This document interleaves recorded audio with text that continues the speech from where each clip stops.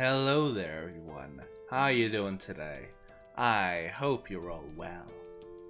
Today we're going into r/prorevenge, where the revenge is best served hot.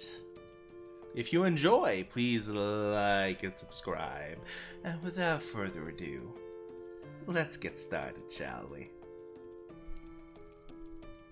Be abusive to your employees, say bye-bye to your job. My former boss was simply put an absolute frogging tushy hole. He was the type of person that had the ability to be so condescending, while acting as if he was doing you a favor. His condescending attitude was sometimes downright abusive, and he seemed to have a particular problem with all of the female employees. He acted as if they were dumb and they needed assistance with every single step. He loves to scream at people regardless of how little their mistake was, even if there was one in the first place. He was a slave driver and expected everyone to sacrifice their own personal lives for their job. The thing that sparked this revenge was him telling me to miss my older sister's birthday, to come into work on a day that I already booked off. No one liked him. Me and all of my colleagues in the department, around 10 or so, could not stand him being there anymore. So, we did the protocol. All of us piled together the evidence we had of him not sticking to booked off holiday schedules, having inappropriate and sometimes abusive language, and we bought it all on one Google Doc. This was step 1. Step 2 was getting a cherry on top. We did this by getting him to do one of his screaming tantrums at one of us. We wanted this to be as damning as possible, and the youngest and smallest girl out of all of us volunteered to be the bait. She made an intentional beginner's mistake in her paperwork, something bound to get her roared at, and the idiot took the bait. You see, he likes to do his scoldings in front of all of us to prove a point, or rule by fear, as he called it. This gave us the perfect opportunity to film it from behind our desks and add it to the Google Doc. Now you see, our company, there's this not really well-known made email system. You can send an email to an entire department, and I mean entire, as long as you have its name and manager's name.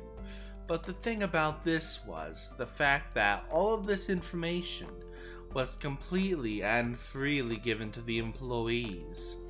This means that a person could send whatever email they want to the entire company, including the CEO.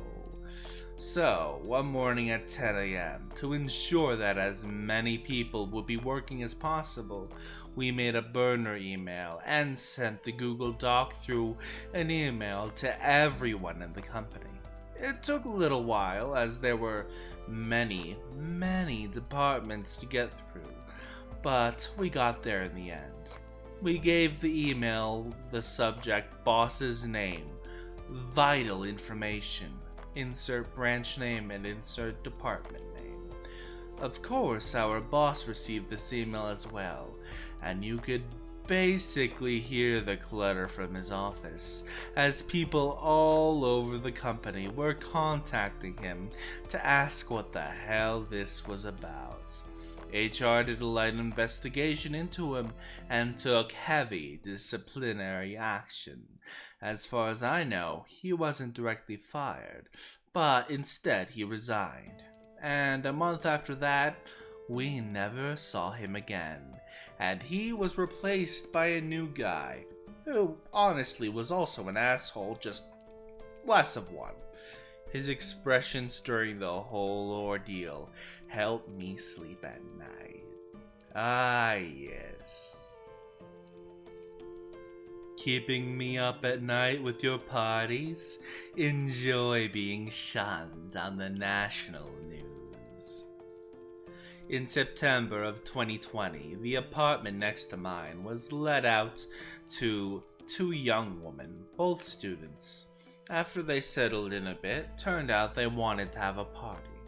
No big deal, except Belgium was in full lockdown at this point due to the V, and you're supposed to only have one fixed visitor over. But then again, to be young. So I really didn't care. During this time, I was working in healthcare. I worked with the mentally disabled, but I volunteered for the ad hoc V team, meaning I got called upon to tend to those residents who were sick and needed quarantining or were effectively diagnosed with the V. This meant pretty long working hours, and I spent about 10 to 11 hours a day at work, with a full hour bike ride to and from work. Needless to say, I was pretty tired during all the time. So I wasn't looking forward to the noise from a party, but I'm pretty chill. And know that living in the city, some noise is to be expected. So they're having their party, and I can stand some noisy music, but this party was frogging wild. People shouting full on in the hallway, wrecking things, etc., etc. At about 4 in the morning, I introduced myself to the neighbors and asked them when they could expect company, 20 plus people, to leave, and if they could refrain from having a party the next day, as I have to work and get up at 6 every day. So they promised they would keep it down the rest of the night. Spoiler alert, they did not. And that they wouldn't have a party the next day. Plot twist, they did have another party, and then did another one the day after. At this point, I had been going a full 3 nights without sleep. I was nearing neurosis.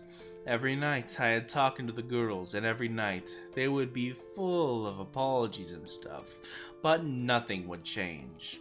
I also felt terrible when I had to enter their place, because it would be absolutely packed with people, and I work with some very vulnerable people at work, who I wouldn't want to spread the V to. This was pre-tests, pre-vaccines, and pre-much of the knowledge we now have about the V. Luckily, the weekend came, and they went to their parents, and I could recover for a bit. Suffice to say, I really wasn't liking my new neighbors. During the next few weeks, they refrained from huge parties, but they would have a constant flood of people coming over during the night. And by constant, I mean constant. Like their bell would ring 70 times a night, and people would always be coming or going. And those people would all be very drunk and loud.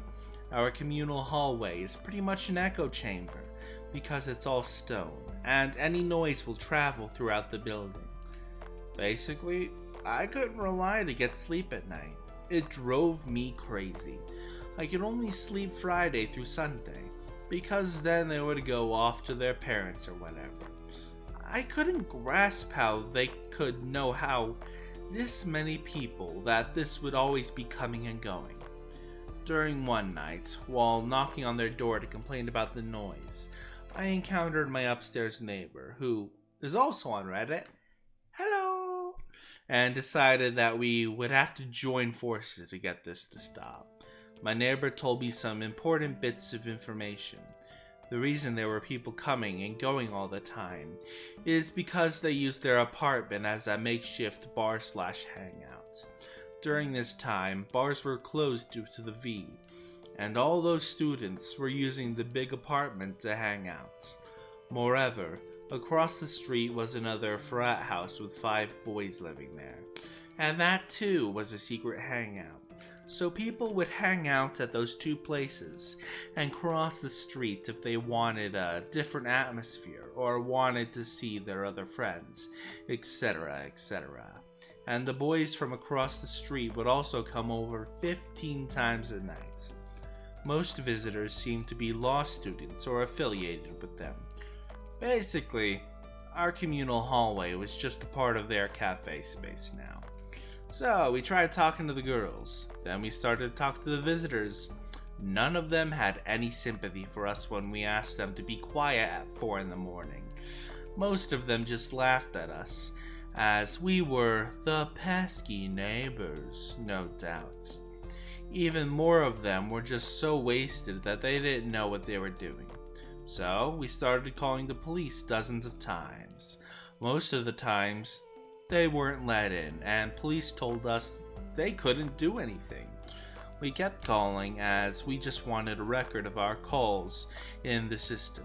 Belgium was still in full lockdown at this point, and what they were doing was full-on illegal. Even so, police told us their hands were tied if they wouldn't open the door. When the police couldn't help, I turned to the next best thing. I'm a social worker, and so I have no problems looking up information and calling around to look for help. This is what I do. So most places, student unions, police, town hall, were understanding, but really couldn't do much. So I acted on the suggestion of the upstairs neighbor and contacted one of the girls' deans.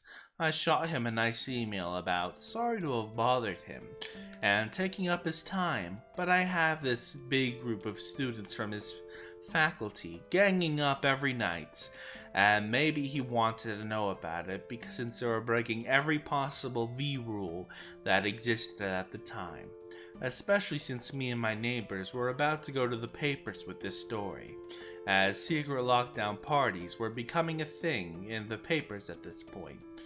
The dean called me back right away and we had a nice talk about our problems. He told me he was on it. So, basically what he did was call the law student girl and her parents. Big drama ensued and we finally got to sit down with the girls and they finally sounded like they were actually sorry. Tears were shed, for which I had no patience for, to be honest. And we learned that the police had actually been inside a few times and they were issued tickets for having secret parties. Those were 300 euros each a pop, so no idea why they didn't just stop. We learned that they were not happy because the dean had called them up at 11 o'clock and they were still asleep. To which I said, well, there's your problem. You're still asleep at 11 o'clock. I'm up at 6 every day, and you girls haven't been a bit understanding about that. So we gotta feel like we got a revenge, and we got to vent.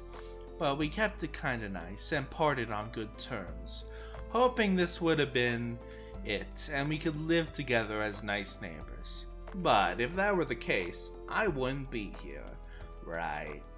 You would think that they would have gotten the point now and would refrain from making noise and partying. Well, you would be wrong. Basically, what they did was they moved the frat house across the street and started partying there. There were slightly less people running to and fro, but the noise was still a problem, and we were now in the middle of a second V wave, and these people were meeting up with big groups like crazy. Well, I hadn't seen a soul in almost a year, never mind the people at my work, who were forbidden from even going to their own friggin' family. The whole thing was just ridiculous. My upstairs neighbor happened to film such a party across the street and had sent the clip to me. We were thinking about going to the press with our story, but weren't really sure if it would be a good idea. So I posted the clip of the party on the subreddit of our country to test the waters. It got quite some comments and upvotes on it, and it seemed those people were also sick of people disregarding the rules and having secret parties. After some talks with the upstairs neighbor, we decided to contact the press and simultaneously go up a step in the university hierarchy and contact the vice rector that had the power to start up a disciplinary case against the students. This person is one of the 12 vice rectors for a total campus of about 1,500 students, so quite high up. Things moved fast. Local news actually picked up our story from Reddit and contacted me, and we gave some background info. They confirmed with the police that cops had been there dozens of times to our address and across the street, and we weren't let in most of the time. We mentioned that the university was involved and that we hoped they would finally intervene. The next day, the piece was on the website. It went quote-unquote viral there and got promoted to the sites of most national newspapers. Its headline was sensational enough, mentioning the dozens of times police had shown up and mentioning how healthcare workers were being kept up by selfish students. At the same time, the vice rector contacted us to take our statements, which we had already prepared up on paper, and informed us they would investigate our case and could possibly start up disciplinary actions. At the same time, more reporters were contacting me throughout the day, and we made sure to mention that to her and link the university and printed articles. The next day, while I'm at work, I got a message from the upstairs neighbor that a film crew from the national news was at our doorstep. He declined to talk to them, and I would have done the same since this was getting pretty big now, but they made a segment anyway. And sure enough, that night at 7, here was my street and a short section about cops standing in front of a closed door a dozen times, and the local press cop talking about the troubles of closed doors. Best part about it was that a student from the offending frat house across the street had let the film crew in and said on camera exactly what we were accusing them of towards the university. They had been having parties and didn't let the cops in, and that they had done it multiple times. No idea what made him think that was a good idea. Anyway, trying not to make a huge story even longer, the press died down sometime later, thank God, and the disciplinary action from the uni went through. Before the hearing, we sat down with the girls and from our block and cleared some things up. We wanted to live like normal people together, and we tried to make some amends. Because we put in a kinda good word for them, they got the lighter end of the stick. 40 hours of community service and some probation. The guys across the street got 80 hours each, and each had to write us a clear letter of apology, which I thoroughly enjoyed reading every time I got one. Sad part is, most of them sounded like just dumb young kids, but that was after getting called out on the news and being part of a disciplinary action. But we never wanted to escalate things this far. Some noise is to be expected when living in the same building, and we were never going to go these extreme for some expected noises. But these people went to the extremes, and so we were forced to do the same. Rest of the year, a simple message on WhatsApp was enough to silence any noises we had coming from their apartment. If anything, I hope that they learned that even very polite and very chill people can become very upset when presented with sleep deprivation and excessive noise. TLDR, neighborhood frat students party full on in COVID lockdown, and I call the dean and national news on them. They get shamed in the papers and the biggest national news station, and get scolded by their university. And that's it for today's video. I hope you enjoyed. Please like and subscribe, or I will find you, and I will eat you, and drink you.